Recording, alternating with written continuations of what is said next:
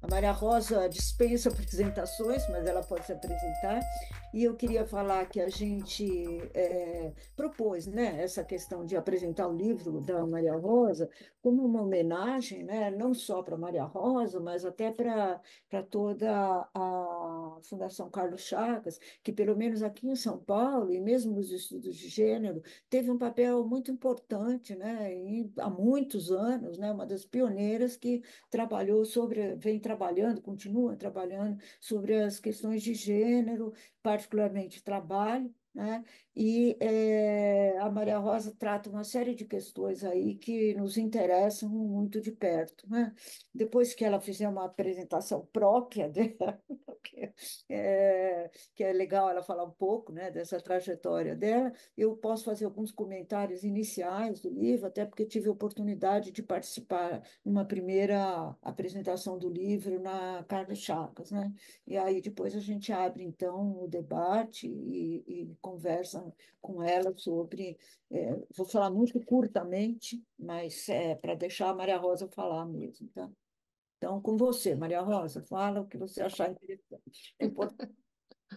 Bom, gente, muito obrigada. Em primeiro lugar, obrigada, Margarete, pelas suas palavras, uma obrigada para todas aí do observatório, né? É, porque realmente eu me aposentei recentemente da fundação, né? E no momento eu estou como pesquisadora colaboradora aqui neste grupo, né, do observatório, coisa que me honra bastante, né? Então, fico muito feliz em também trazer esse trabalho, esse livro. Acho que esse livro, como eu disse também lá na própria fundação, né, é, ele agrega uma memória muito importante dos trabalhos de gênero, né? Não só da fundação, mas de uma época mesmo, né?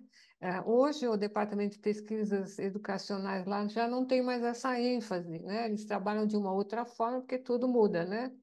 Mas é um livro que, digamos assim, ele traz, né, a reflexão de um grupo muito grande de pesquisadoras de uma certa época, que a Margarete faz parte, a Joana faz parte, e outras pesquisadoras que já se aposentaram, né, também fazem parte.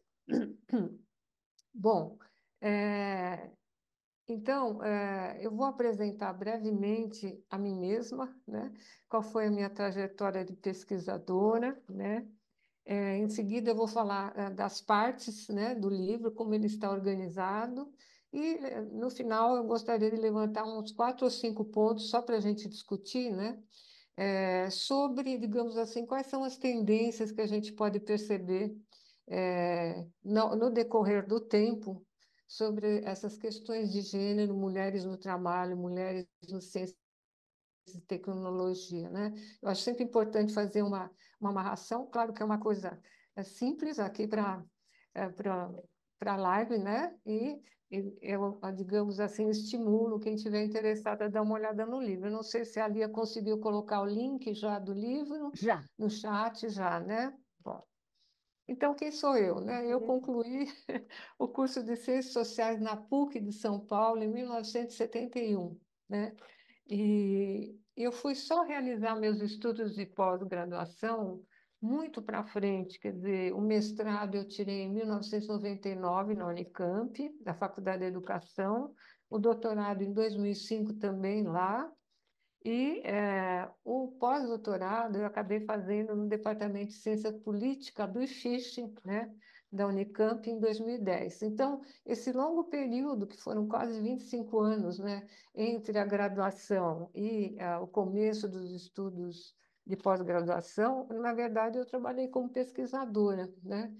E eu tenho uma trajetória que talvez não seja muito usual hoje, eu acho que não é muito usual hoje. Eu comecei como entrevistadora de rua, né? Eu era entrevistadora de pesquisas, não só pesquisas sociais mesmo. Naquela época você tinha muitos projetos, né? E também pesquisa de mercado. Depois, a trajetória normal de um pesquisador, né, que gostaria de ficar no campo, era ser chefe de campo. Então, você tomava conta da equipe que saía para campo, depois codificação, planejamento da pesquisa e, finalmente, analista. Então, essa foi nesses 25 anos, digamos assim, né, eu trabalhei todas essas fases. Isso quer dizer que, para mim, a percepção da pesquisa ela é muito empírica. Eu sempre trabalhei em campo, né? Em campo com entrevistas e também com dados secundários. Então, nesse longo período, acabei aprendendo a trabalhar com as estatísticas, né? Do IBGE, da PNAD, da Relação Anual de Informações Sociais, que é a RAIS, né? Do Ministério do Trabalho. Então, essa base estatística também foi muito importante para eu poder ter uma visão maior e mais, digamos, circunstanciada dos fenômenos sociais que eu ia pesquisar, né? Hoje, né, eu acho, pelo que eu posso perceber, o contato com a pesquisa ele se dá principalmente no mestrado, no doutorado, já nos estudos acadêmicos, né? Mas, enfim, essa foi a minha trajetória. Isso marcou muito, quer dizer, ao fazer uma pesquisa, eu não sei, digamos assim, começar sem fazer um levantamento de estatísticas, um levantamento bibliográfico, né? E desenhar como será o projeto, né? Então, isso trouxe uma grande marca, digamos assim, no meu próprio trabalho, né? Claro que nós estamos falando de um longo período, nesse longo período tudo mudou, né? As próprias estatísticas mudaram, né? A disseminação, graças a Deus, dessas estatísticas é muito mais ampla hoje em dia, né? Era uma luta conseguir uma informação cruzada, né? Por sexo.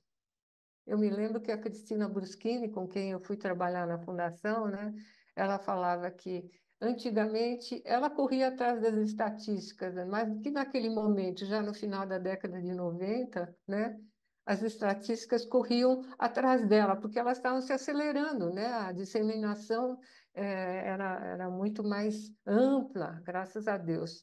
Claro que também nesse período a gente vivenciou muita mudança da concepção, dos conceitos que orientaram, né?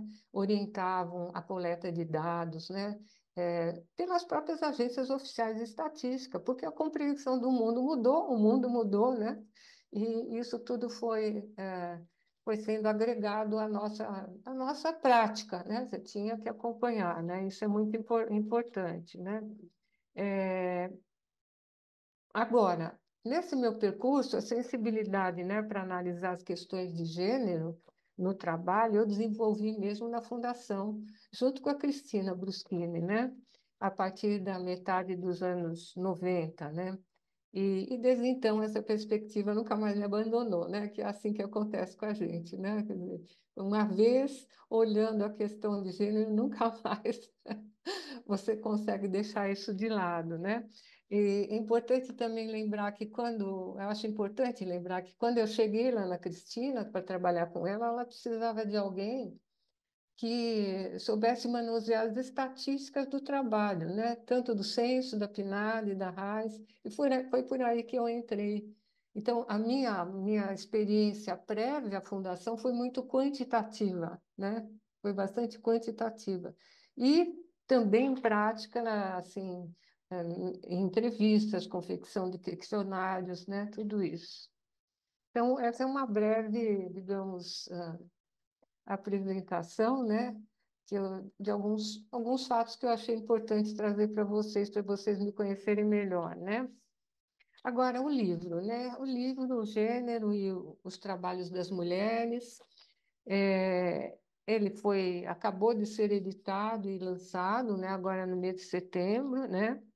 Ele tem uma seleção nele de 18 textos, de 18 escritos, né? Que originalmente ou foram publicados em revistas científicas, periódicos científicos ou em capítulos de livros, né? Mas sempre nos campos de estudo do trabalho e do gênero, né? E esses textos que estão no livro, eles percorrem um grande período de tempo, né? O primeiro deles foi publicado em 1997, né? e o último em 2023. E tanto sozinha, na maior parte desses 18, eu diria que 15 ou 13 ou 14 são de. Eu sou autora principal, né? Mas trabalhei muito com outros colegas também, né? Então, é um mix aí de trabalho coletivo e individual, né? E esses textos eles acabam analisando essa questão do trabalho de gênero sob diferentes ângulos, com diferentes metodologias, né? Então, isso também é interessante. Como é que ele está organizado? Em três partes. A primeira parte tem 5 artigos, né? Ela retoma textos mais antigos, justamente, a partir de 1997, né? Que vão versar sobre as características da força de trabalho feminina, né? No mercado de trabalho, os padrões de inserção, as mudanças que ocorreram no perfil das trabalhadoras a partir do tempo, nas condições de trabalho, sempre com um olhar longitudinal, né? Para captar esses processos de mudança, né, através das estatísticas, né? E eles vão abranger, em termos de tempo, as décadas de 90 e a primeira década dos anos 2000, né? E, basicamente, esses cinco artigos, eles são artigos onde a metodologia principal é a quantitativa, análise de estatísticas, né? Basicamente isso. A parte 2 já é uma parte mais extensa, né? A parte são 10 artigos, né? E é um corpus de trabalho assim que foram realizados a partir dos anos 2000, né? E aqui nesse corpus o meu interesse como pesquisadora vai se voltar definitivamente para a questão das mulheres em carreiras tecnológicas, no caso, né? De tradição masculina, quer dizer, o ingresso delas nessas carreiras, né? Então, o foco vai ser esse. Eu deixo de lado a questão do mercado de trabalho como um todo, né? E passo a enfocar esse nicho, digamos assim, no mercado de trabalho, né? Principalmente as engenharias, né? Mas também a tecnologia da informação, a área militar, né? Tem um trabalho com as oficiais de praças da Marinha, e também tem artigos com arquitetas, né? Apesar de que a arquitetura já é uma profissão feminizada há muitos e muitos anos, né? Mas também está presente aí. Hoje em dia, a maior parte dos arquitetos é mulher, né?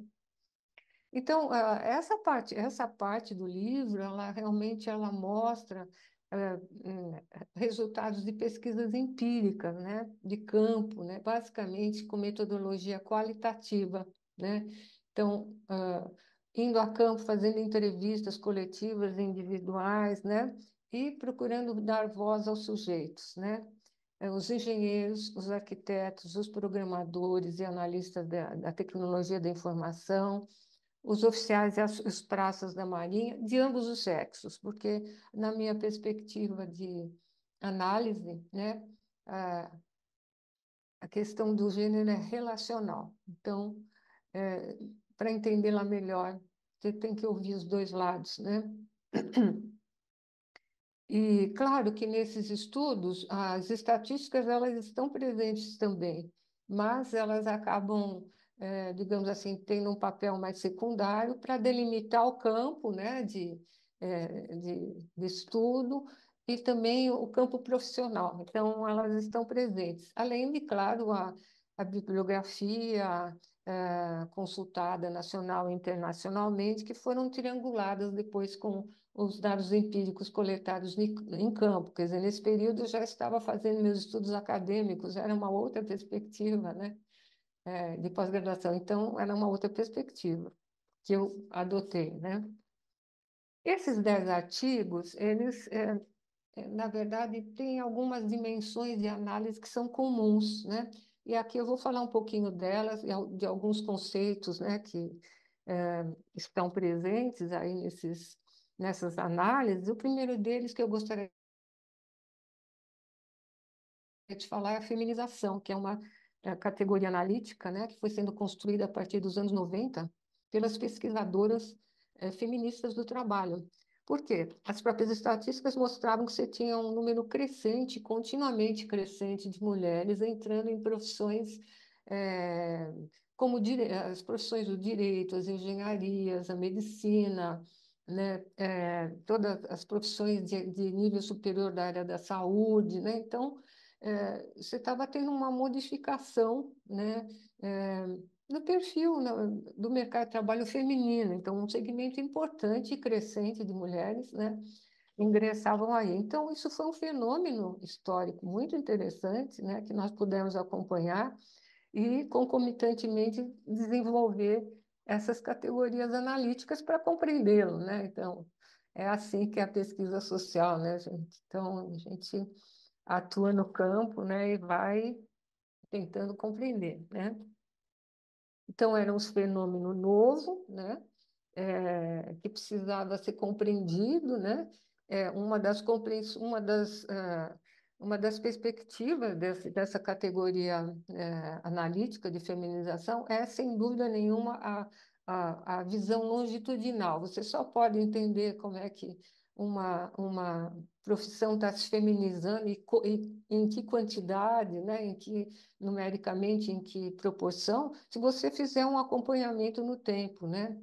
Porque é um processo que ele não é linear e certo, ele é um processo que vai, que volta, né? Tem retrocessos, tem avanços, né? Com tudo que acontece com as mulheres, né? Então, é um processo que também ele é dinâmico, depende de várias circunstâncias, né? É, então, também é importante que ele seja visto no longo percurso, né? No longo prazo, né? Essa perspectiva qualitativa, a feminização ela pode ser vista, costuma ser analisada de dois ângulos, né? Um é o número mesmo de mulheres que estão, o número, né, de mulheres que estão em determinadas profissões e a sua evolução no tempo. Outra perspectiva é mais qualitativa, então, que pretende analisar quais são os efeitos, quais são os impactos do ingresso das mulheres em determinados campos profissionais, né? Então, o que que isso impacta a cultura profissional, né, daquela área de conhecimento, né? Quais são os desafios, as discriminações, os entendimentos que acontecem nessa convivência, né, entre os dois sexos nos locais de trabalho. Então, acho isso bastante importante, não é fácil, isso depende, claro, de pesquisas qualitativas, e como a gente acabou de falar, elas não são eternas, elas refletem um momento, né? Uma outra orientação constante em todos esses 10 artigos é o estudo do trabalho mesmo, né? Que foi orientado pelas teorias da sociologia do trabalho, né? Que tem como pilar, né? A observação do trabalho real, concreto, né? Executado pelos trabalhadores no local de trabalho. Então, reforçou, digamos assim, a minha tendência a ser empírica, né? Ainda mais. Então, é claro que não é só isso, não é só observação do trabalho, mas também as condições de trabalho, os tipos de vínculo, a remuneração, as possibilidades de eh, ascensão na carreira, tudo isso, né, são variáveis que a sociologia do trabalho aborda, né? Então, isso também foi bastante importante. E teve o conceito de divisão sexual do trabalho e das relações sociais de sexo ou gênero, elas formaram, de fato, a retaguarda teórica e interpretativa mais importante, né, das situações analisadas, né? Então, aqui cito a própria Danielle Kergoar, né, que depois eu coloco no chat, tá? A, a bibliografia, mas a divisão sexual do trabalho é a forma de divisão do trabalho social decorrente das relações sociais de sexo. Tem por características a destinação prioritária dos homens à esfera produtiva e das mulheres à esfera reprodutiva, e, simultaneamente, a ocupação pelos homens das funções de forte valor social agregado. Bom, então todo mundo já sabe, né? Mas como isso vai ficar gravado, pode ser útil para alguém, né? A divisão sexual do trabalho, ela se baseia em dois princípios. Então, a separação dos trabalhos, trabalhos de homens, trabalhos de mulheres, e a hierarquização desses trabalhos, sendo que os dos homens são sempre mais valorizados, têm um valor social e prestígio muito maior que o das mulheres, né? Claro que é, a expressão dessa divisão de trabalhos sociais, né, no ambiente de trabalho, ela também significa relações de poder, né, de poder, de dominação, né, coisa que a, a, a Joana e toda a equipe que está trabalhando a questão do assédio moral, né, tem verificado com bastante é, frequência, né, essa relação, né? E, como dizia a Daniela, e eu também acredito, quer dizer, a Daniela e a Helena, né, nossa querida Helena Irata, o campo o trabalho é o campo mais, digamos, fértil para você observar, né, essas relações de dominação entre os sexos, os desafios, os embates, né? Então, essa visão ela me acompanhou, né? E ainda me acompanha, na verdade, né? Ainda me acompanha. Ela foi sendo matizada um pouco no decorrer do tempo, mas como digamos, mola mestra, né? É ela, né? E a parte 3 do livro, ela é mais curta, né? Ela tem só 3 artigos, né? E vai refletir sobre 2 áreas profissionais tradicionalmente femininas. Uma é a docência e a outra é a enfermagem, né? A docência, temos lá 2 artigos, um que fala sobre as representações sociais dos alunos de pedagogia sobre a futura profissão, né? Com, com ênfase nas relações sociais de gênero, né? E no caso da enfermagem, foi um estudo bem interessante. Na verdade, é mais do que um artigo, é quase que um ensaio, né? Eu fiz junto com a Veridiana, né? é, Sobre o campo profissional da enfermagem, envolvendo várias ocupações, desde as auxiliares, as técnicas as e os, né, auxiliares e técnicas de enfermagem e os enfermeiros, né, entendendo essas 3 ocupações como as principais, a partir do próprio COREN, né, que é o Conselho Regional de Enfermagem, que define essas 3 ocupações como as principais do campo da enfermagem, né? E ali eu pude verificar uma coisa muito importante, né? Uma dessas categorias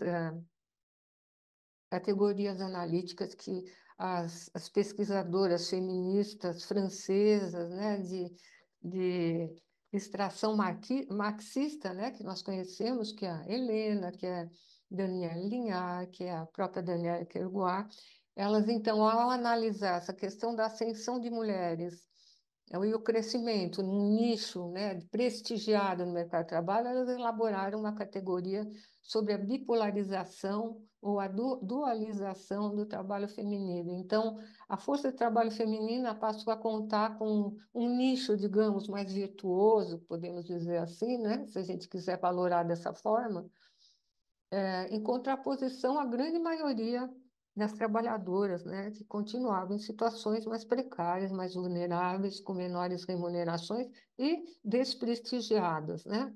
Então, no campo da enfermagem, deu perfeitamente para perceber isso entre as enfermeiras, que são o topo do poder, né, digamos assim, o, da área, e as técnicas e auxiliares de enfermagem. É claro que ali tem um cruzamento muito interessante com raça, né? Quando você olha a base, né? A base da enfermagem, que são ah,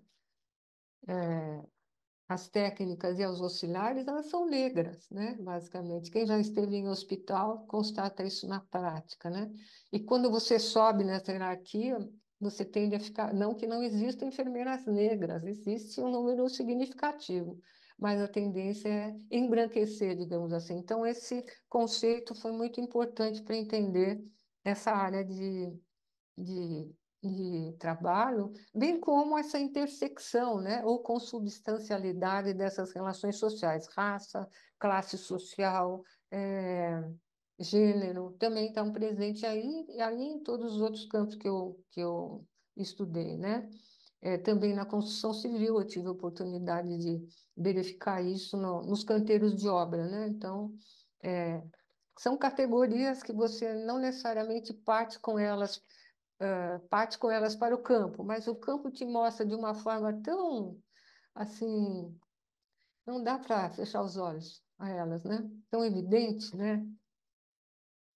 Então, basicamente, o livro se compõe dessas três partes, tá? Eu queria fazer, então, algumas considerações rápidas sobre as tendências gerais que eu pude identificar, algumas tendências gerais que eu pude identificar nessas análises, né?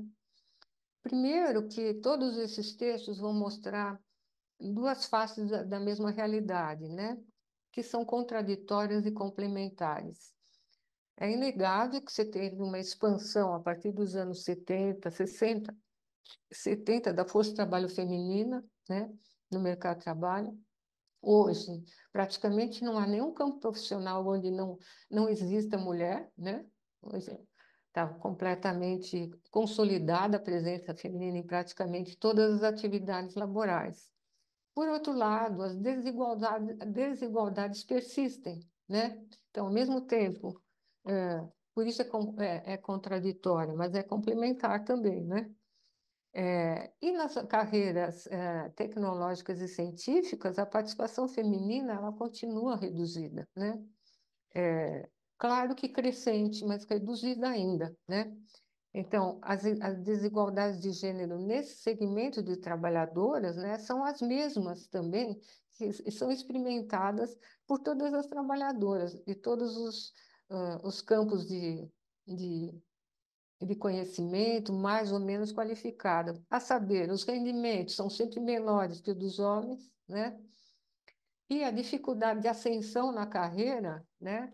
E a ascensão a postos de direção e postos de comando e gerência é mais difícil para a mulher. Então, dentro desses segmentos de mulheres altamente qualificadas, especificamente nas carreiras tecnológicas e científicas, isso se verifica de diferentes maneiras, com diferentes configurações, se o setor é público ou privado, enfim, mas está lá, né? A dificuldade está lá. O que mais que eu teria para dizer? Essa desigualdade, essa dificuldade, né, na verdade, das mulheres entrarem nas áreas científicas, tecnológicas, né, devido a essa discriminação, porque é uma discriminação, né, gente? Uma discriminação de gênero, né? De gênero, raça, etc., mas nós aqui estamos tratando de gênero, né? Ela cria disputas, naturalmente. Tem muito adoecimento, né? Também não é novidade, né? Em função dessa batalha que as mulheres fazem para atingir o lugar que elas acham que deve estar, né? É uma disputa de poder onde o adoecimento é bastante constante, né? Traz, sobretudo, muito sofrimento psíquico, né? Para as mulheres, né? E isso persistiu nas últimas décadas sem grandes alterações. Eu trago aqui apenas um exemplo. A primeira pesquisa que eu fiz, que foi a pesquisa de doutorado, onde eu entrevistei engenheiras pioneiras formadas pela Escola Politécnica nos anos 70, Escola Politécnica de São Paulo, né? Elas contavam, né, que o ambiente naquela altura era tão masculino que as meninas ficavam muito assustadas. Então, as veteranas, as que tinham entrado alguns anos antes que elas organizaram o que elas chamavam de departamento feminino. Então, era um lugar para receber essas calouras, contar como é que funcionava aquela escola, né? E diminuir o medo e a ansiedade, a angústia dessas garotas, né? São calouras, né? Entrando num ambiente muito, muito diferente, muito hostil, né? Isso em 1970. Em 2022, a pesquisa que eu fiz junto com analistas e técnicas da tecnologia da informação, né? São mulheres também na mesma área tecnológica, né? O que que aconteceu? Elas também se sentiam talmente estranhadas nesse mundo masculino que houve uma proliferação de formação de grupos informais, ou mais formais, menos formais, de moças, né? que se reuniam, em princípio, para refletir, mas por que nós somos tão poucas, né? Quais são as dificuldades que você sente? E você? Então, para socializar um pouco essas dificuldades, os medos, e muitas delas diziam, são ambientes que a gente criou entre mulheres, onde a gente não precisa ter medo de errar, né? Então, digamos, essa necessidade de acolhimento, né? E de apoio coletivo, ela persiste, né? Através do tempo, né? Outro traço, né? Que também causa muito sofrimento, muito estresse nessa disputa, né? De mercado aí, é a questão da prova contínua da competência das mulheres técnicas e científicas, tecnológicas e tal. Elas têm que estar provando o tempo todo que são competentes, né? Porque, em princípio, a desconfiança, primeiro, da capacidade intelectual de uma mulher ou de uma engenheira, me refiro a uma engenheira, mas isso vale para todas, né? Por exemplo, de fazer cálculos estruturais. Será que ela vai fazer direito? Será que o prédio vai cair? Né? Então, há um discreto nesse sentido, né? E também um discreto é a sua capacidade gerencial, né? Então, isso faz com que as mulheres digamos assim, tentem eh, eh, fazer cada vez mais coisas para provar que são competentes, né? Então, tem um acúmulo de trabalho aí que elas assumem para poder estar na área, né? E isso, muitas vezes, conforme a área dessas mulheres, causa, né, em revés, assim, um sentimento de uma adoção de comportamentos mais rígidos pelas mulheres, mais masculinos, né? Ao que os homens naturalmente também reagem, mas elas estão se defendendo ali, né? Então, é, tem tudo dois lados, a coisa sempre é relacional, né? Bom, esses exemplos e outros tantos estão ilustrados no livro, né? Sobre essas questões da discriminação e do andar das mulheres por essas áreas tecnológicas, né? Só para terminar, e depois eu acho que é interessante ouvir vocês, né? Um outro traço da ocupação feminina que atravessou todas essas décadas analisadas é a maior vulnerabilidade da grande maioria das trabalhadoras, seja porque a maior parte delas trabalha na informalidade, ou porque ganham menos, ou porque, enfim, exercem funções que não têm prestígio social, né? Nunca é demais a gente lembrar, né, que a informalidade, em geral, tem uma cor predominante, a negra, né? Então, a mulher negra sempre se situou na base da pirâmide, né, de rendimentos, abaixo das mulheres brancas, dos homens negros e dos homens brancos, que costumam estar no topo de uma pirâmide de rendimentos, né? E na segunda metade dos anos 90, quer dizer, faz muito tempo, né? Metade das brasileiras trabalhava na informalidade. E a ocupação ícone era o emprego doméstico, né? Empregada doméstica, né? Então, mas mesmo mais recentemente, depois de muitas modificações no mercado de trabalho, na economia, ainda assim, ao final da década de 2000, por exemplo, da primeira década, um terço das trabalhadoras tinham ocupações informais. Então, a vulnerabilidade continua sendo um traço forte, né, da, da ocupação feminina. Eu não sei se, eu acho que eu pararia aqui, gostaria de responder perguntas. Obrigada, Maria Rosa. Eu acho que, bom, essa apresentação da Maria Rosa deixa claro porque que a gente propôs essa sessão, né? Vou falar duas coisas. Eu tinha muitas coisas para falar, mas é melhor ouvir todo mundo. Vou falar duas coisas. Uma, quando eu conheci a Maria Rosa, me chamou a atenção porque eu sempre trabalhei com as mulheres nas ciências, né, nas carreiras científicas, etc., pensando em gênero e relação de ciências. E, digamos, embora na própria sociologia que eu, Conceição, outros colegas trabalhavam, né, a gente tinha uma visão assim bem clara da atividade científica, né, de que as ciências não têm nenhum status epistemologicamente superior. A Maria Rosa chamar para analisar as engenheiras, as arquitetas, né, as cientistas, digamos, né, técnicas e cientistas, como trabalho, foi uma coisa muito clara para mim, foi por onde a gente se aproximou. Quer dizer, é trabalho como qualquer outro. Né? Nós estamos na universidade, somos trabalhadoras como qualquer outro, né? Isso me chamou muito a atenção. O outro é que hoje o que a gente trata como STEAM, né? Science, ciência, tecnologia, engenharias, medicina, a Maria Rosa já trabalhou, mas não tinha essa sigla. Né? E qual é o nosso problema? Eu acho que a gente falta não dar importância para os dados históricos, né? Nós não temos séries históricas, nem quantitativas, nem qualitativas. Né? O trabalho da Daiane, por exemplo, é um dos trabalhos que mostra isso, né? A importância das séries históricas.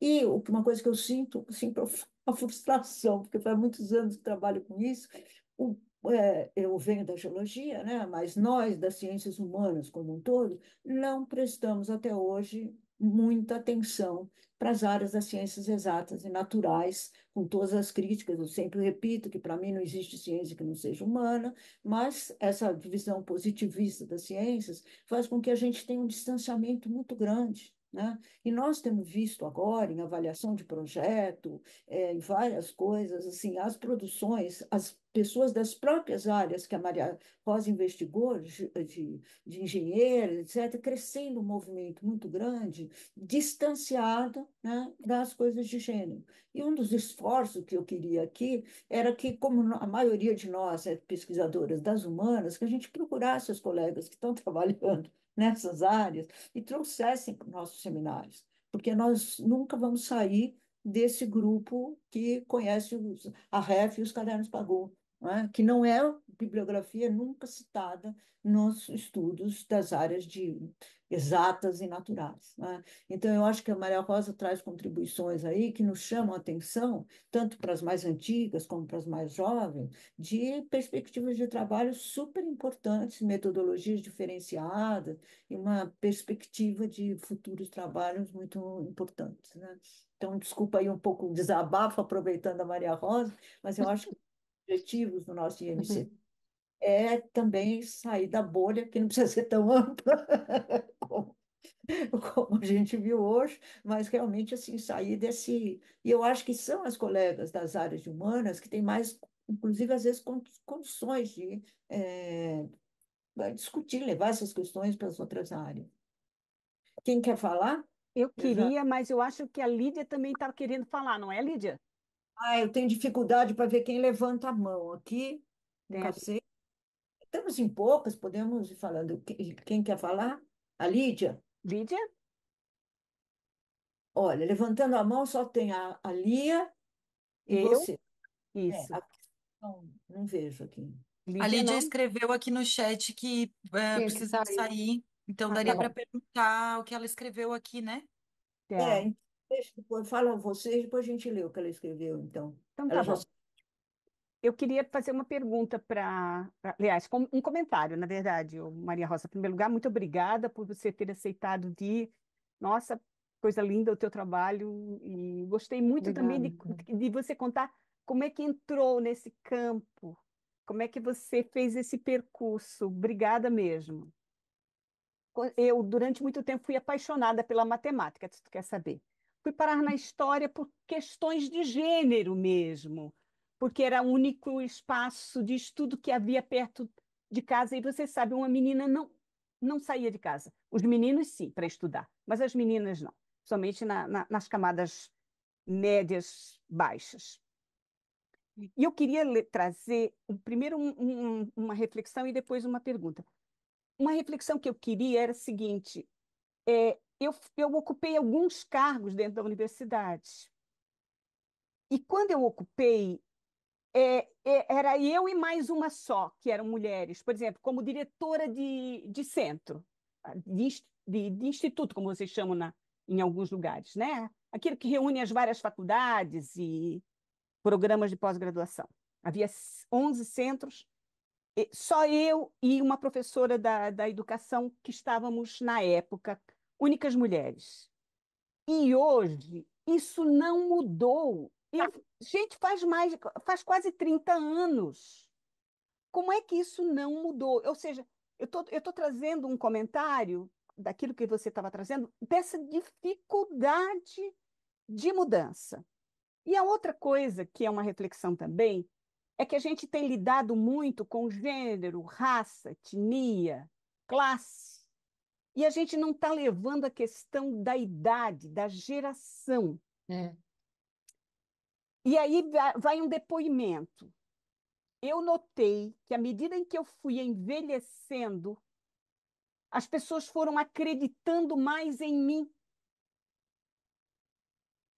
É como se perder a juventude e a sexualidade, ou seja, essa aparência não mais sexual, me tornasse menos perigosa, ou eu senti que eu me tornei mais confiável. Eu fui pró-reitora de pós-graduação, e entre os pró-reitores, eu era certamente a mais velha, talvez. Havia outras pró-reitoras, mas elas apanharam tanto, e eu não. E eu ficava olhando aquilo e eu pensei, gente, é porque eu já sou uma senhora idosa, e as idosas ganham respeitabilidade neste campo. Eu estou chutando isso, eu não tenho pesquisa alguma sobre isso, mas um dia, quem sabe, eu até faço uma pesquisa, mas nesse momento não. Nós temos outras coisas, mas é uma, sei lá, nas pesquisas que você fez, nos usos da estatística, vocês chegavam a usar essa categoria, a questão da idade? Com certeza, já vi um monte de estatísticas com idade. Como é que tem isso com o seu trabalho? É muito interessante essa. Vocês estão me ouvindo? Sim. É muito interessante essa sua colocação. Eu não lidei com pessoas de mais idade, porque a maioria dos engenheiros e engenheiras era muito jovem, ao contrário. Então, o que acontecia era exatamente o contrário, isso que você falou, quer dizer, quanto mais jovem, menos acreditada, eh, mais atacada, né? Então, essa questão geracional é muito importante, né? É muito importante, ela também se mostra na prática, né? Então, a última pesquisa que eu fiz em campo com as engenheiras e os engenheiros da construção civil em empresas, né, de construção civil, não tive a dimensão do mais velho, eu tive a dimensão do mais jovem, né? Tá. Então, tinha alguns problemas muito evidentes. Por exemplo, uma engenheira mais jovem ou uma técnica mais jovem que vai falar com o peão ou vai falar com, sei lá, outro funcionário mais idoso. Aí você tem um embate, né? Assim, já previsível e que acontece. Então, aí tem uma questão geracional. Não Sim. só isso, quer dizer, essas moças, elas eram mais qualificadas que eles, em termos formais, não de experiência. Então, você tem a imbricação aí das relações de qualificação com as relações de geração de gênero. A maior parte delas era negra ou parda, né? Eh, Vinham de famílias de trabalhadores da construção civil, isso foi muito interessante colocar, ter percebido, né? E também tinha essa diferença em relação aos engenheiros que eram, dizer, o chefe do canteiro, por exemplo, né? Ou o diretor de engenharia da empresa. Então, eu não vi a pessoa, digamos, mais velha, mas a mais jovem, com certeza, apanha mais. Apanha mais. Neste caso, né, que eu vi. Uhum. Obrigada. Lia? Oi, estão me ouvindo? Boa tarde. Bom, antes de tudo, muito obrigada, professora Maria Rosa, pela sua apresentação, pela divulgação do livro. Eu queria fazer duas perguntas breves, uma mais dos aspectos sobre a questão da metodologia quantitativa e outra sobre a pesquisa qualitativa. Sobre a quantitativa, na verdade, eu ia perguntar um pouco mais sobre o banco, a Fundação Carlos Chagas tem um banco de dados, né, no repositório do site sobre o trabalho das mulheres, e que acho que é legal também divulgar aqui, né? Se você quiser falar um pouco mais sobre esse banco de dados, e fiquei curiosa se esses dados são os que você usou né, nessas pesquisas. É um banco de dados que é coordenado por você e pela Cristina, né, Bruschini. Então, um pouco sobre essa parte quantitativa, né, sobre esses dados que estão no repositório da Fundação Carlos Chagas. E sobre o aspecto qualitativo, a senhora mencionou a importância de entender os efeitos, né, os impactos desse ingresso das mulheres, nessas carreiras, e eu fiquei pensando um pouco sobre um passo anterior, né, sobre os condicionantes, alguns fatores que teriam favorecido, facilitado a entrada das mulheres nessas carreiras, especialmente desse polo, do polo virtuoso, né, que você disse. E aí, claro, eu vejo no livro, né, que você menciona as transformações culturais, de mentalidade, né, as mulheres procurando mais educação, desenvolver suas carreiras, mas me chamou a atenção quando você fala sobre algumas transformações em algumas dessas carreiras de prestígio, né, e aí eu queria entender um pouco melhor que transformações dessas carreiras que teriam favorecido, porque em alguns casos você fala sobre essa mudança do padrão de uma profissão liberal, né, de maior autonomia, e quando essas profissões passam a perder, de certa forma, essa autonomia, parece que é quando as mulheres têm maior acesso, né? Então, se puder, Muito boas sobre essas... perguntas, Lia. Eu vou começar pela primeira. De fato, o banco de dados sobre o trabalho das mulheres, ele foi muito inovador para a época, ele foi ao ar em 1998, né? E ele permaneceu ativo até 2007. Hoje ele não existe mais, né? Uma parte importante dos artigos da primeira parte do livro teve como base essas estatísticas. O que que era esse banco? Eram estatísticas, né, organizadas por temáticas. Então, por exemplo, mulher e família, mulher e rendimentos, né, grandes números, então, mulheres na força de trabalho, na PEA, na PIA. Então, eram algumas dimensões, né, de estatísticas que a gente procurava atualizar. De fato, conseguimos durante alguns anos, né, as últimas estatísticas que tem lá, foram atualizadas para 2007, né? E isso foi muito inovador na época, porque não existiam os bancos de dados que existem hoje, tá? Não existiam.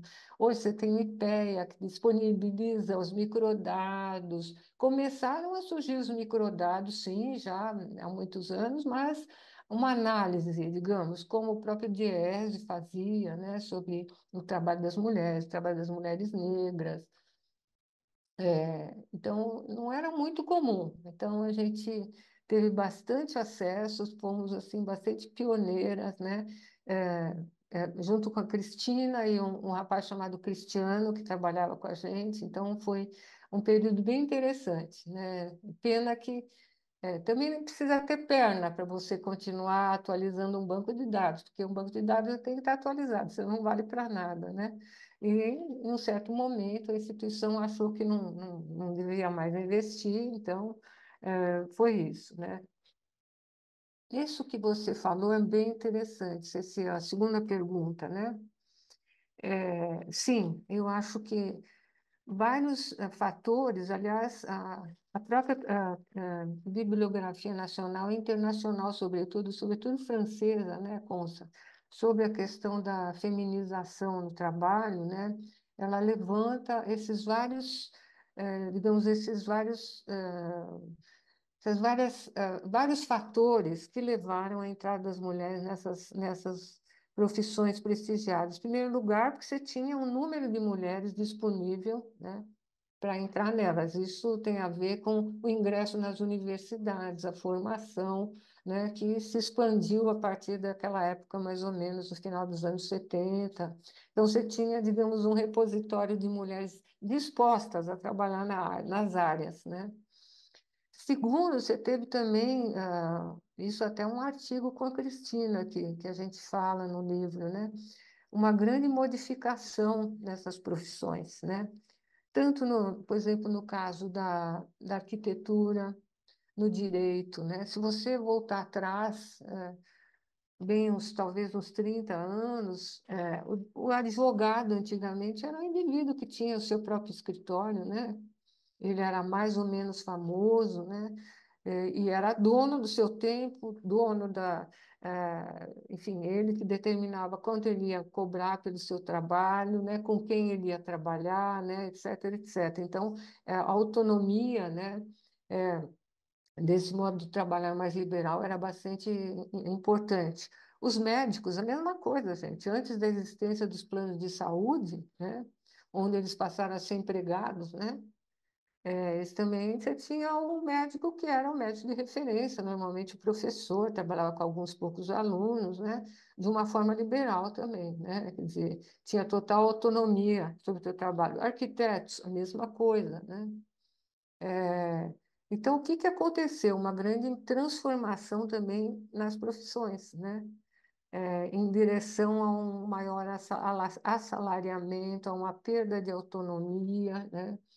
A entrada da tecnologia em todas elas, das inovações tecnológicas, né?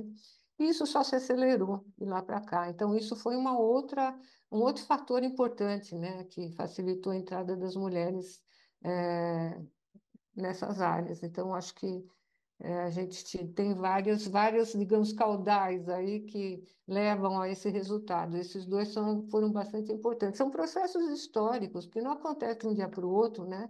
Mas que vão acontecendo, né? Não sei se respondi, Lia.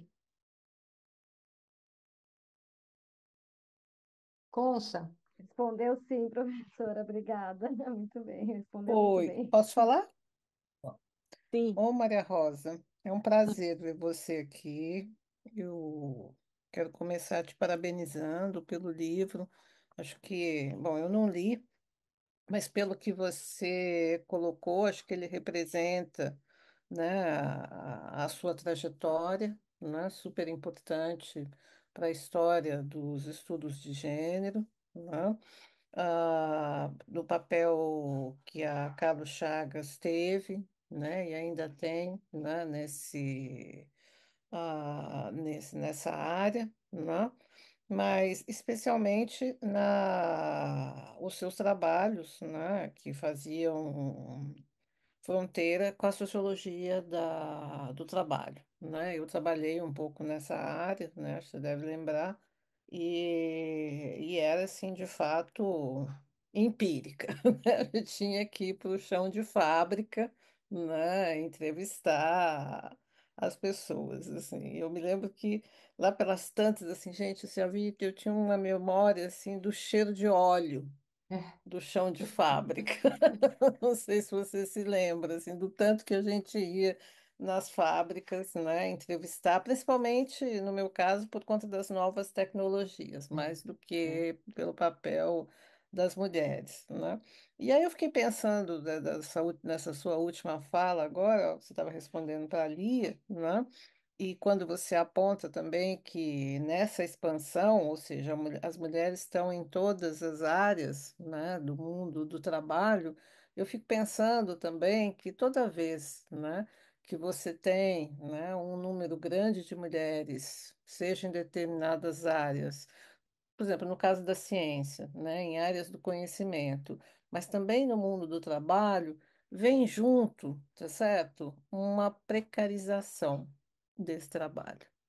Tá certo? Então, assim, é um ganho, entre aspas, né? Um ganho, é uma visibilidade, né? Mas é também uma precarização, né? Porque os salários muitas vezes são menores, né? As mulheres continuam, em grande medida, fazendo dupla, tripla jornada de trabalho, né? Uhum. Então, antes elas ficavam em casa, cuidando antes, sei lá que Quanto antes é antes, né? esse também, tá certo? Mas aí depende muito da classe social, É né? Que claro. ficava em casa tomando conta das crianças. Nem todas as classes sociais, nem todas as Exato. mulheres todas das classes sociais, principalmente as mais carentes, né? Ficavam em casa cuidando dos filhos. Tinham que trabalhar também, principalmente mulheres solo, né? Então, você tem, nesse crescimento, né, você tem a precarização, você tem o aparecimento de mulheres solo, né? Cuidando das crianças e tendo que trabalhar. Tudo isso vem junto nos anos 60, 70, 80, 80, né? 90, Tanto que é até matéria de políticas públicas, né? Tanto nos Estados Unidos quanto na Europa, onde essas mulheres vão ter direito a apartamentos cujo valor de aluguel é mais baixo, tanto nos Estados Unidos quanto na Europa, né? Mulheres solos que ganham salários mais baixos, enfim, né? Elas são prioridade, né, nesse ranking, digamos assim, né, de políticas habitacionais, né? Então, é um pouco isso. Eu queria que você me falasse. E no caso das enfermeiras, eu achei interessante, né? Porque é uma área que, teoricamente, né, era uma área feminina, né, porque faz parte do cuidado, né, uma área antiga, e tal. Mas hoje você tem um número assim meio, não chega a ser enorme, mas visível de homens enfermeiros, né, cada vez maior, assim, de homens enfermeiros. Mas eu queria que você me falasse mesmo dessa história da precarização, né? Dessa visibilidade, né? E o que que essa visibilidade, que ganhos são esses, tá certo? Que a gente conseguiu, né? Tô falando a gente, todas nós, né? Nos tornando visíveis, né? Eu falo por algumas, assim, a gente ganhou mais trabalho, né? Muito Sim. mais, né? Mais estresse, mais trabalho, mais sujeitas a doenças, enfim, né? Uma série de... E quanto mais velhas, pior, pior, assim. Então, é sobre isso que eu gostaria. O que que você viu, né? Dentro Hum. dessa sua trajetória, essa visibilidade, né? E essa participação das mulheres nessas áreas, todas, mesmo as áreas masculinas, as áreas do cuidado, ditas masculinas, né? É. Você está falando uma coisa que está me remetendo assim, a gente nunca, eu acho que não dá para olhar só um segmento de mulheres unicamente, quer dizer, tudo isso está ligado ao conjunto da força de trabalho como um todo e ao conjunto da força de trabalho feminina também, né? Eu lembro que, digamos, na própria França, né, você deve lembrar disso, Conceição, Uhum. as pesquisadoras ali do grupo que a gente conhece, da Nelly Kerbaz, ficaram muito espantadas, né, quando as mulheres passaram, essas mulheres que saíam muito de casa para seguir suas carreiras, elas contratavam outras mulheres para ficar com elas, com os Sim, além filhos, disso, etc., né? sim. Coisa Uhum. que para elas era uma coisa muito nova, né? A gente sempre teve aqui, né? Então, eu acho que não dá para dissociar, digamos assim, olhar só as mulheres nesse nicho virtuoso, vamos chamar assim, sem olhar o Uhum. resto da força de trabalho. Como você bem Uhum. lembrou, quer dizer, você tem nesse grande processo histórico transformação nas famílias, um aumento grande nas chefes de família, domicílios que são chefiados só por mulheres, né? E transformação nos modelos de família também, né? Então, e não tem dúvida de que, se no Sudeste, né, desde sempre, as nordestinas fizeram o papel de empregadas domésticas, né, isso foi novidade num certo momento lá na Europa, eu acho que não sei se é mais, né, não tem dúvida de que esse nicho, né, da classe média alta, se serve do trabalho das mulheres mais precarizadas. Quanto a nós que estamos aqui nesse nosso nicho mais virtuoso, eu acho que muitas coisas também aconteceram. Quer dizer, você subindo na hierarquia, você tem uma pressão enorme, né?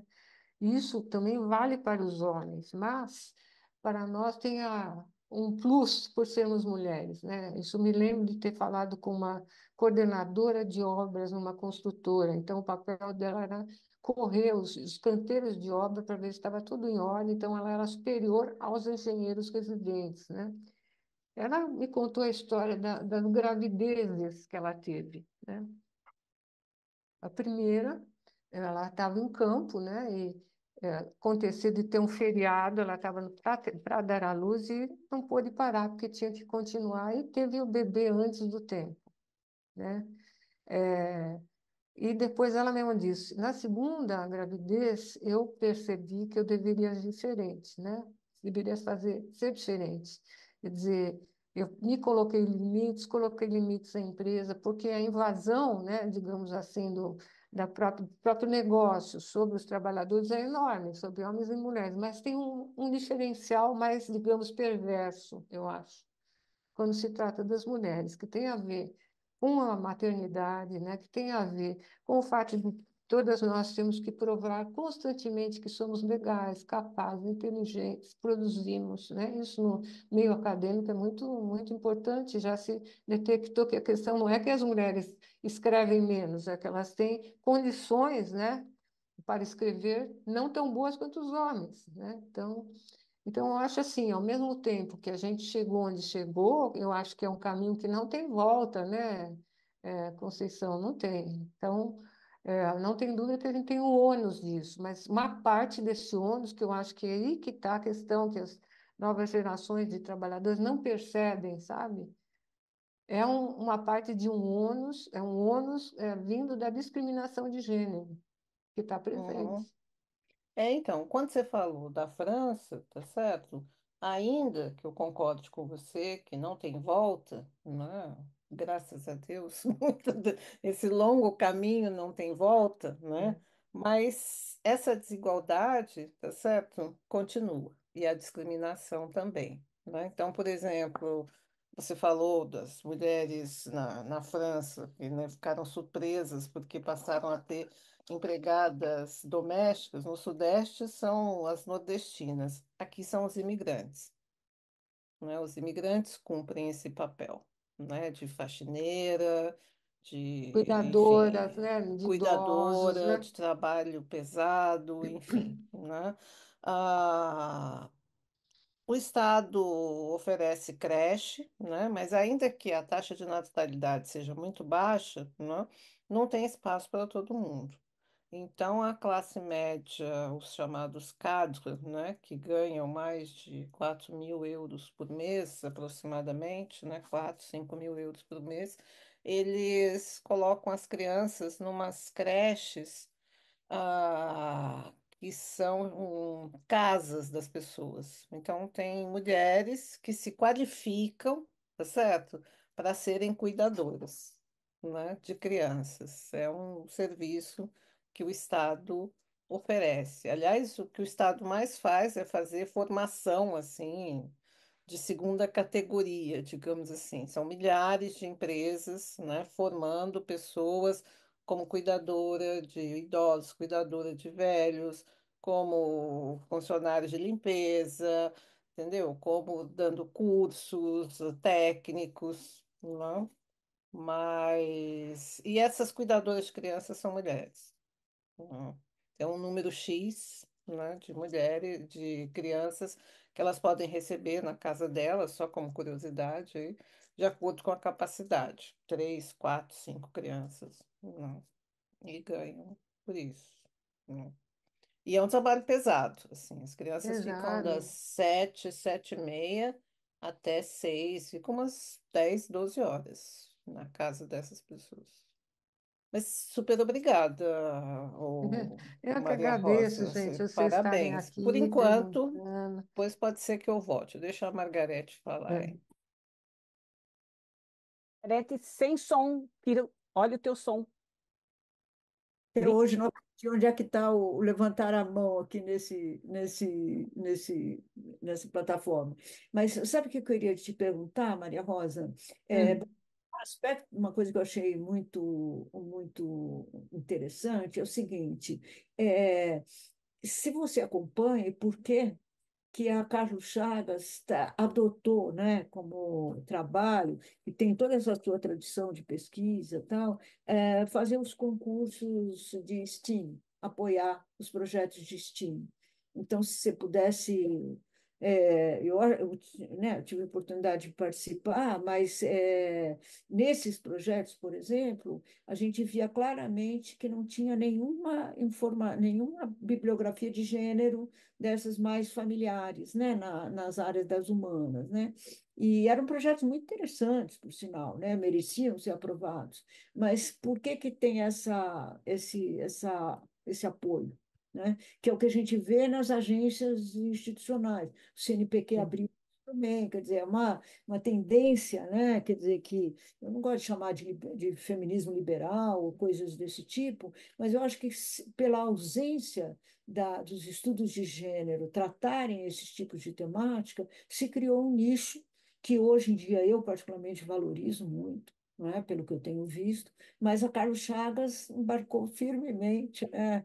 E não foi só financiamento, eu acho, né? Então, se você ainda acompanhou esse processo, você poderia comentar alguma coisa. Olha, Porque você trabalhou nisso, né? Você trabalhou com engenheiros, trabalhou com várias nessas áreas. eu não sei bem como esse processo aconteceu ali, né?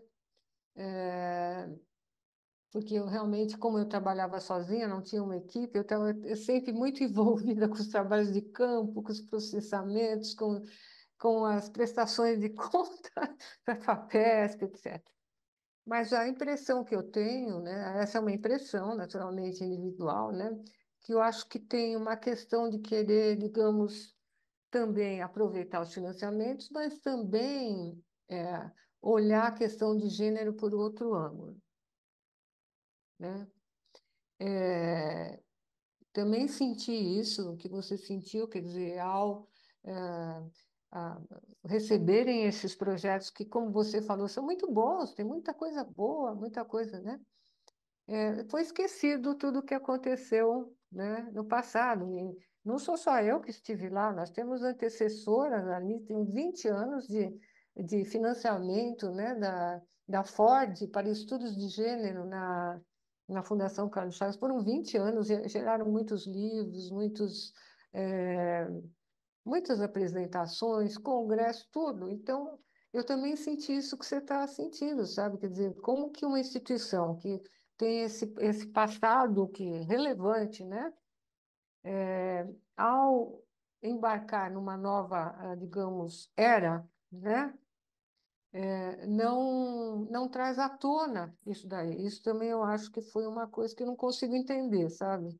E também, como você, não estou criticando, não estou dizendo que os estudos não sejam interessantes, apenas acho que uma parte dessas autoras, elas desconhecem o que já aconteceu em termos de estudos de gênero no Brasil. Por isso que eu bato tanto na tecla da gente montar um repositório, sabe?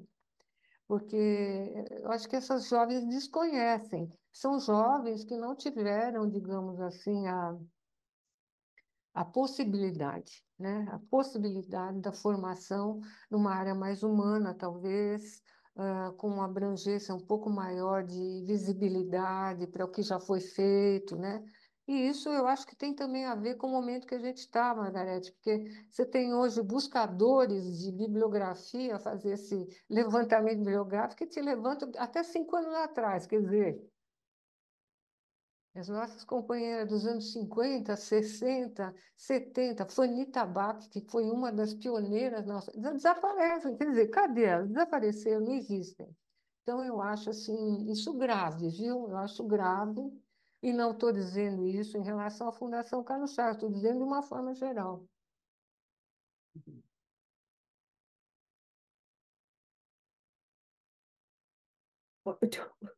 Outra coisa que eu queria comentar, se ninguém mais quiser falar, os seus estudos sobre as mulheres na Marinha, né?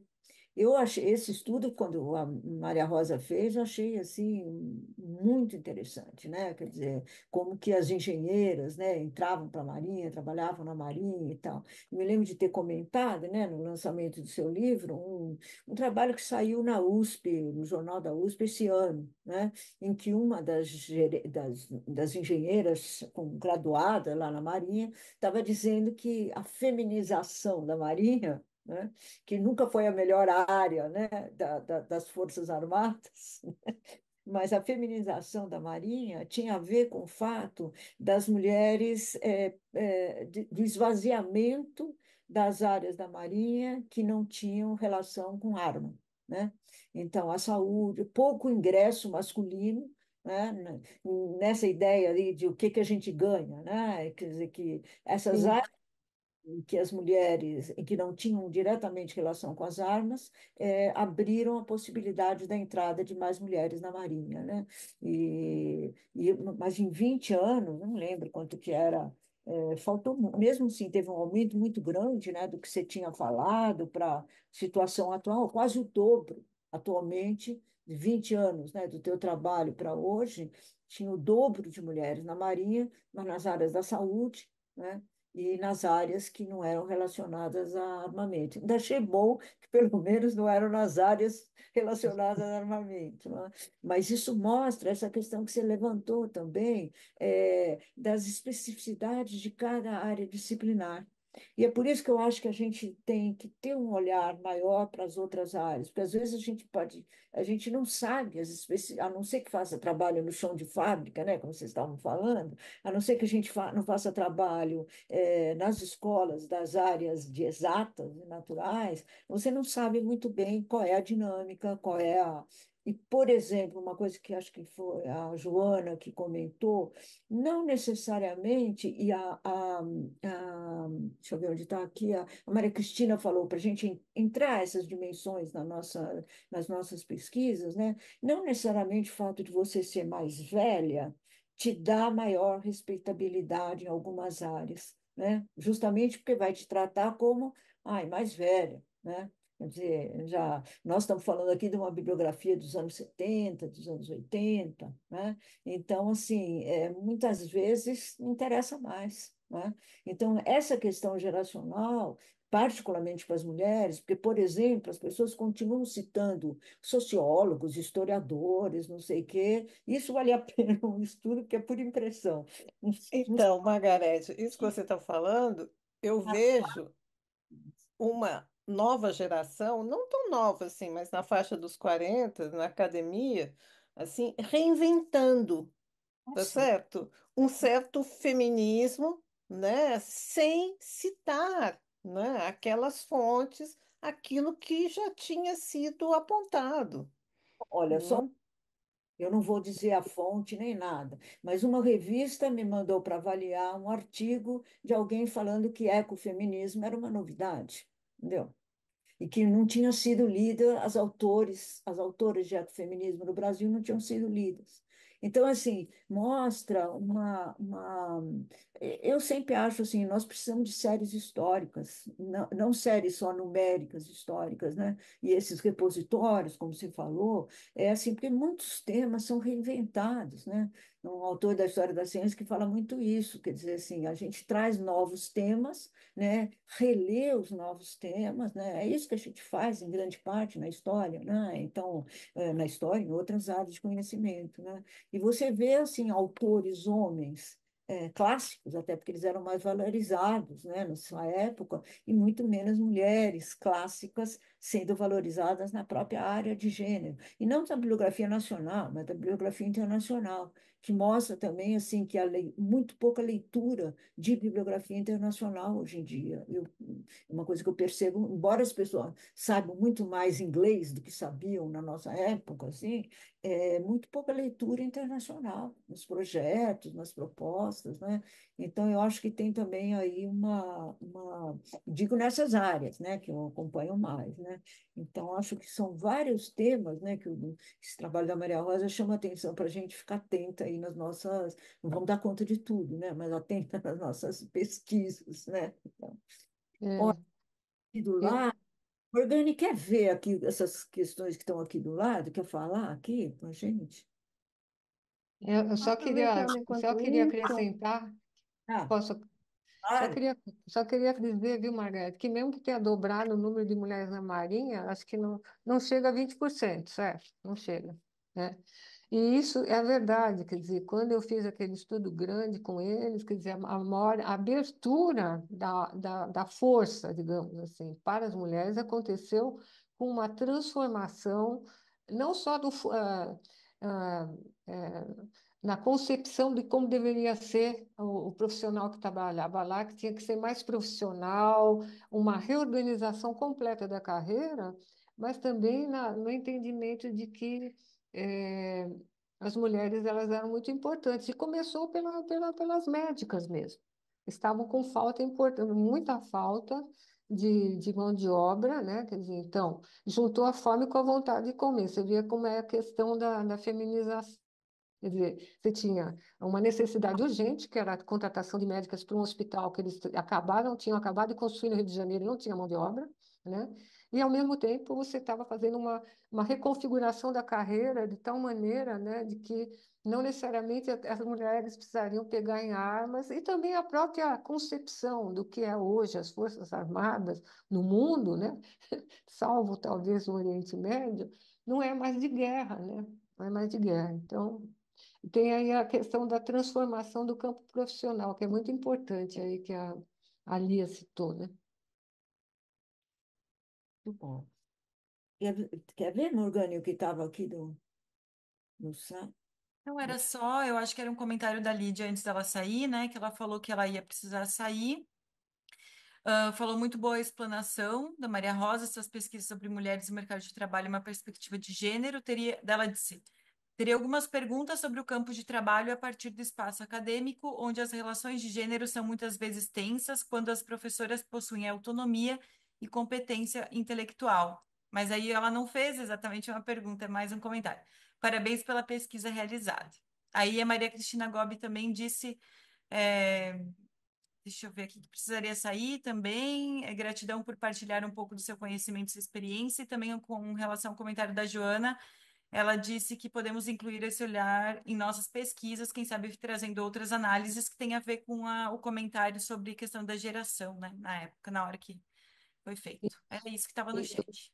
eu acho assim que, por exemplo, quem está numa universidade, né, prestes a se aposentar, sente essa pressão, né? Eu senti ali na Fundação Carlos Chagas, quer dizer, por que que você está fazendo aqui? Por que que você não se aposenta? Não deixa a sua vaga, né, para outras pessoas? Quer dizer, tem a questão de que, se no caso que a Joana falou, né, a professora era mais poupada e era mais, digamos, respeitada, também talvez tenha uma pressão dos de baixo, né, para chegar lá. Então, o etarismo, digamos assim, também está presente, né? Eu me referia muito mais ao cargo de administração, né? A ocupação de um cargo, não a competência acadêmica, a disputa, embora que a competência acadêmica também implica no respeito. Não porque conheçam o que a gente diz ou o que a gente faz, mas essa coisa do CNPq, se você é pesquisador um, pesquisador dois, É, pesquisador isso, pesquisador aquilo, em, em termos acadêmicos, dentro das universidades, tem um tom que é peso, né? muito importante, tem um peso muito importante. Mas, gente, já são 15 horas e 38 minutos, nós já Não, exploramos só um para terminar, bocado. Joana, eu acho Sim, que tem um peso, mas não tem muito respeito, sabe? Principalmente para as da terceira idade, digamos assim. gente, Não eu é sou isso um que a pouco gente. mais otimista e eu vou dizer por quê. Olha, Joana, eu até poderia ser otimista, mas assim, eu tô vendo, tá certo? E Eu sei. senti, Mas deixa eu sabe, as lembrar uma coisa. coisas. Por Essas exemplo, não, só para te disputas de falar assim, o ano geração, passado eu encontrei alguns colegas e fazia tempo que eu não via, né? Porque eu não moro mais em Campinas, tal. E são pessoas mais jovens do que eu, não muito mais jovens, mas eles se acham jovenzinhos, né? Não, não são mais jovenzinhos, porque já estão beirando os 50, vamos combinar, tá certo? A primeira coisa que a pessoa te disse, para mim, assim, nossa, mas você está tão bem, como você está bem, e tal. eu na hora, assim, eu fiquei tão surpresa que eu não tive o que dizer, assim. E aí eu fui contar para um amigo meu, que é muito mais esperto do que eu, que é antropólogo, virou e falou assim, como? A pessoa disse que você está velha. Isso é carisma, sabe assim? E disse assim, para a sua idade, aí ele falou, vou traduzir para você que não É. entendeu. Para a sua idade, você está bem bonitinha. Sabe assim? É disso que se trata, né? A pessoa quer trabalhar comigo? Não quer. E já não queria antes, tá certo? Né? Por causa disso, né? Há um movimento, tem uma geração que veio depois da minha, assim, que eu não sei se eles foram impulsionados para, bom, até sei, né, para produzir mais, né, pegaram esse movimento neoliberal que os jogou numa É. frigideira que eles tinham que pular mais, com mais convicção, tá certo? E que são horríveis. E na hora que você faz 60 anos, ou que você está próximo, ou mais de 60, que você está próximo de se aposentar, tudo que eles querem é que você caia fora.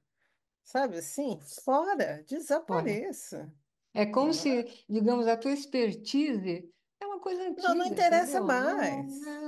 Nós fazemos outra coisa hoje em dia, sabe? Não, Isso. E o pior é que não fazem outra coisa, sabe assim? Então, era isso que eu estava tentando dizer, gente. Eu sou historiadora e, assim, o que as gerações mais novas dizem das mais antigas e o que as gerações antigas dizem e criticam as mais jovens, gente, não precisa ir muito longe, basta pegar os periódicos do século XIX, do começo do século XX, que você vai encontrar sempre isso. Essa disputa de gerações é uma coisa muito comum. E então, é isso que eu estava tentando dizer quando eu digo que eu sou otimista. Otimista por saber que isso é quase inevitável. E que essas pessoas que hoje estão criticando ou estão desqualificando as mais velhas, vai ter uma nova geração que vai vir depois delas, que vai fazer a mesma coisa, que isso vai sim, é Não, verdade. reinventar a Joana, eu roda fico e muito tudo feliz em mais. saber que a vida e a sociedade é dinâmica. E eu estou vendo essas mudanças todas para essas novas gerações. Algumas eu acho fantástico, tá certo? A Margarete mesmo sempre me chama a atenção desse novo movimento feminista por categorias de trabalho. Você tem jovens, um número cada vez maior de Isso é meninas verdade. É. no movimento feminista. Eu assisti a última assembleia que eu fui na Unicamp, foi um pouco antes da Covid. Havia três falas que, quando eu era estudante, não existia. Essas pessoas não eram visíveis, assim. Primeiro, os negros, depois os índios, e aí as feministas. Sabe assim, esse tipo de gente não existia. Existia, Margarete? Não existia. No movimento estudantil, no movimento político, né? Existiam as diferentes turmas políticas, assim, mas não essas categorias sociais. Então, isso é muito legal. Mas o que eu estou te contando, assim, de experiência minha, e que também é a experiência de todas nós, que essa coisa de jogar fora os mais velhos pode ser um processo histórico, não tinha pensado dessa maneira, tá certo? Mas é muito ruim, sabe assim? Acho É muito ruim, triste. é ruim porque a gente está vivendo ele, Maria Conceição. Só lembrando que o que diziam nos anos, no final dos anos 20 dos jovens que estavam chegando, quando eu leio aquilo nos periódicos, eu fico pensando, gente, que horror! E assim vai indo. E os jovens, com certeza, também desqualificavam. É uma disputa. E eu não tenho memória muito ruim, eu tenho sim, sou péssima de memória. Mas eu ainda lembro de como eu era arrogante quando eu era jovem. É. Deixa eu só falar Gente, uma eu coisa, tenho uma saudade do tempo que eu tinha certeza. de tudo, né? Nossa, Deixa eu só falar uma coisa. Nesse ponto eu também sou otimista. Acabei de voltar de um congresso, um encontro, né, de Associação Brasileira de Estudos do Trabalho, onde essa análise do trabalho feminino, da posição das mulheres no mercado de trabalho, sempre foi muito marginal. Mas este ano teve um GT específico sobre divisão trabalho, divisão sexual trabalho e desigualdades de gênero, que teve 4 sessões. 4. Uhum. Outros grupos não tiveram 4 sessões, e tantos foram os trabalhos que foram mandados e aceitos. Eu assisti 2 sessões, achei assim, fiquei saí muito feliz, sabe? Eu acho que a moçada pegou o bastão e vai embora. E Maria Rosa, é nessas horas que eles redescobrem os velhos. Eu costumo dizer, é só quando eles já estão mortos, e eu não tenho intenção de morrer tão cedo, é só quando a gente já está morta ou já está muito afastada que é retomada. Gente, fazem isso nos museus, gente. Vamos pensar? É o mesmo processo.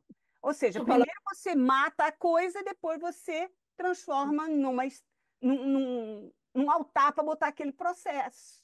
Então, desculpa, mas isso acontece através do tempo, faz parte do processo.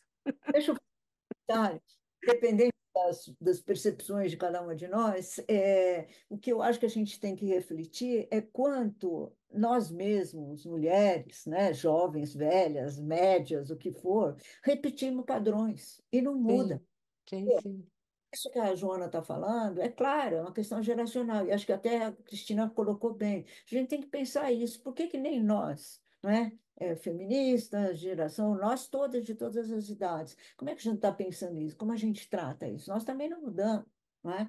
Então, acho que assim, esse ponto de talvez valha a pena pensar, quer dizer, nisso, a Marisa Corrêa tinha uma frase muito interessante sempre, que eu gosto muito, que ela falava assim, é, pensando no nosso universo atual, acadêmico, no Brasil, dos anos 50, 1950 para cá, assim, isso é um tempo muito próximo do nosso, né, para a gente supor algumas coisas, sabe? Quer dizer, a gente ter cuidado de fazer isso, né? Porque são muitos dos valores que nós, feministas, jovens, velhas, o que for, continuamos partilhando, né? E a gente vê, acho que até talvez uma das coisas que uma das pessoas, a Lídia tinha falado, no ambiente acadêmico, a luta entre mulheres é enorme, entendeu? Quer dizer, então, muitas das coisas muitas das coisas que a gente na literatura levanta e fala, continua permeando a nossa vida, né? Quer dizer, então acho que são os temas aí para todo mundo discutir, né? Quer É, dizer, jovens brigando com jovens, velhos brigando com jovens e tudo isso. Então acho que esse tema geracional, assim como o das regionalidades, né? Tem muita coisa que só os estudos de gênero não dão conta, né? Então é por isso que a gente fica aí discutindo várias coisas, conversando.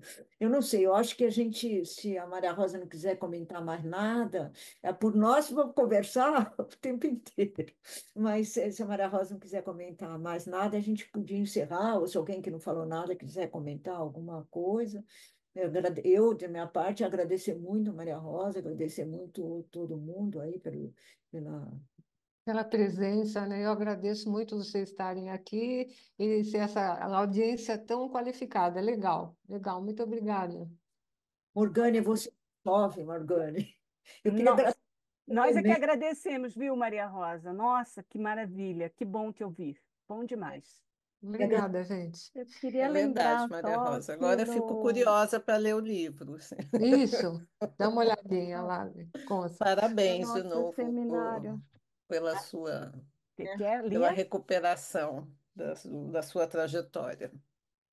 Lia? Lia, o seminário da semana que não, vem. eu estou lembrando, não é que eu estou lembrando que essa questão, sim, também lembrar do seminário, nosso seminário de pesquisa, mas essa discussão que vocês estavam falando sobre as gerações atuais não lerem, né, todas as pesquisas que foram feitas anteriormente e acharem, né, que estão meio que redescobrindo a roda. Eu acho que a Miriam Grossi fez um comentário um pouco nesse sentido lá no nosso seminário do INCT em Brasília e que eu achei muito importante, não no sentido também, né, de criticar o que tem sido feito atualmente, mas é incrível como, assim, é um fenômeno que acho que também, aí isso não foi ela que falou sobre a pandemia, né? Acho que é um fenômeno um pouco por conta da pandemia que as mulheres sofreram, né, de uma forma mais impactante essas dificuldades. As mulheres se perceberam mais as dificuldades por serem mulheres na atuação profissional. E aí, de repente, essas cientistas de hoje que nunca tinham lido sobre gênero, né, embora a gente tenha no Brasil uma produção desde a década de 70, de repente elas descobriram, nossa, nós sofremos dificuldades e, né, assimetrias em relação aos homens, e aí é uma coisa muito recente para elas, né? Mas foi interessante que isso foi levantado no seminário e foi falado de fazer algum esforço conjunto do INCT nesse sentido, né? Não sei como que Pois ficou é, decidido depois. isso é muito interessante. Repositórios, trajetórias, eu acho que esse Isso, Sim, isso, isso.